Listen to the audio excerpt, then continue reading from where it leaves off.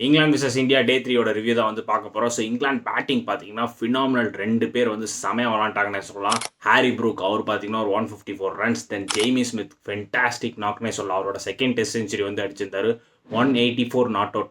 So பார்த்தீங்கன்னா அவங்க 2 பேரும் லிட்ரலி பார்த்தீங்கன்னா செமையாக வந்து அந்த இங்கிலாந்து டோட்டல் வந்து எடுத்துகிட்டு போனாங்க. ஒரு ஆல்மோஸ்ட் பார்த்தீங்கன்னா ஒரு 450-500 ரன்ஸ் நோக்கி வந்து அவங்க 2 பேர் பேட் பண்ண மாதிரி இருந்தது.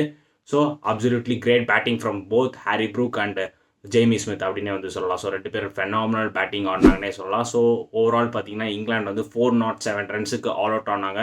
ஸோ 6 பேர் 0 அடிச்சுமே பார்த்தீங்கன்னா அவங்களால வந்து 400 ரன்ஸுக்கு மேலே வந்து போட முடிஞ்சுது.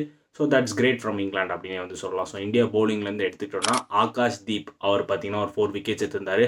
தென் முகமது சிராஜ் ரைட் டைமில் பார்த்தீங்கன்னா செமையாக இந்த ஒரு பேட்டிங் ட்ராக்ல ஒரு 5 விக்கெட்ஸ் எடுக்கிறது பார்த்தீங்கன்னா அப்சல்யூட்லி கிரேட்னே சொல்லலாம். ஸோ அவரோட 4th 5 விக்கெட் ஹால் வந்து எடுத்திருந்தாருன்னே சொல்லலாம் முகமது சிராஜ். ஸோ டோட்டலாக பார்த்தீங்கன்னா 6 விக்கெட்ஸ் வந்து எடுத்திருந்தார் Mohammed Siraj. So fantastic bowling from Mohammed சிராஜ்னே சொல்லலாம். ஸோ செகண்ட் இன்னிங்ஸ் நம்ம இந்தியா பேட்டிங் எடுத்துட்டோம்னா கேஎல் ராகுல் 28 ரன்ஸ் அடிச்சிட்டு இருக்காரு. ஸோ நாட் அவுட்டில் இருக்காரு. ஸோ டே 4ல் அவர் வந்து எவ்வளோ அடிக்க போகிறாரு, ஸோ இந்தியா வந்து எவ்வளோ டோட்டல் அடித்து இங்கிலாந்துக்கு வந்து டார்கெட் கொடுக்க போகிறாங்க அப்படிங்கிறத வந்து கமெண்ட் செக்ஷனில் சொல்லுங்கள். ஸோ இந்த பர்டிகுலர் மேட்ச் வந்து இந்தியா வின் நோக்கி போகுதா இல்லை ட்ரா நோக்கி போகுதா, அதையும் வந்து நீங்கள் கமெண்ட் செக்ஷனில் சொல்லலாம்.